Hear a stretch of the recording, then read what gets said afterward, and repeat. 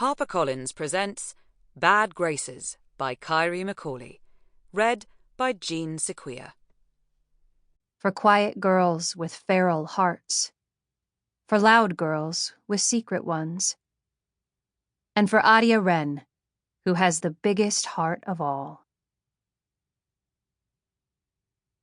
Prologue. If you don't look closely, you might think that the girl is asleep. You would be wrong on 2 counts. First, that she is asleep, and second, that she is a girl. Her eyes are closed, and her cheeks are roses, wind-bitten but flushed with the promise of blood and life. If you don't lean in, you won't smell the sweet, sour death notes in the air around her, or notice that though the warmth hasn't quite left her face, the tips of her fingers are already a bright cerulean blue. They are the color of the morpho butterfly, or a clear spring sky, or a bluebird when the sun strikes his feathers just so. They are also the color of death. The skin of her shoulders is too pale, her bloodlessness stark against the brilliant growth of dark green moss all around her.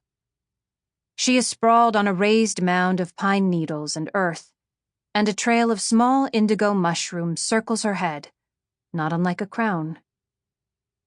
From a distance, the soft dusting of blade-shaped scales above her ears could be mistaken for white blonde hair, and the protrusions from her back would stay hidden underneath the strange stillness of her body. Strange, if you think she's merely asleep. Not so strange if you know she's dead. Stranger still are her wings, but they are folded and broken underneath her, undiscovered by your curious gaze. She lies on the forest floor, body broken, a single drop of blood smeared on the edge of her lip. It is nearly dry now, its color darkened from the brilliant flash of fresh blood. The maroon looks like a bit of smudged lipstick forgotten from the night before. The night before, when she had still been alive. She had stretched those wings out, testing their weight as well as her own resolve. She'd climbed to the highest edge of cliff on their island, overlooking the sea. It was a view unmatched by any other her whole life. Whether that life was 1,000 years ago, or perhaps just one, it was hard for her to say. Time made less sense here. She'd faced the vast open ocean ahead of her, and she'd seen only the dark nothingness of the midnight sea. Endless miles of water surrounding her completely all this time. Some days it had felt like a prison around her, and other days a refuge. But now it was time to go home. Time to launch her body off the cliff edge and let the air whip across these wings she'd once cursed but now prayed to. "Don't let me fall," she had asked the wind, her wish a silent echo repeating in her mind as she crept forward until her toes were exposed over the cliff.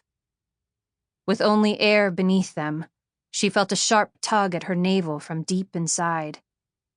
Gravity was lying in wait like a leviathan in the water, ready to pull her down to the sharp rocks and inky darkness below. It could have been sheer desperation that finally forced her feet from the edge just as dawn broke over the sea. The kind of desperation that comes when all other options have been exhausted.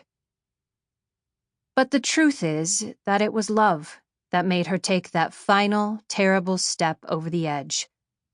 Love tempered by fires that few ever knew in their lifetime. Love that made her not only willing to take the risk, but eager to take it, simply for the hope of it all. She fell so fast she barely remembered to stretch her wings, but she did remember, and she gasped when the wind caught beneath them. She rose quickly after that, catching a warm thermal draft that lifted her up away from the rocks until she circled over the island, a small speck among the cotton candy clouds. Sample complete. Ready to continue?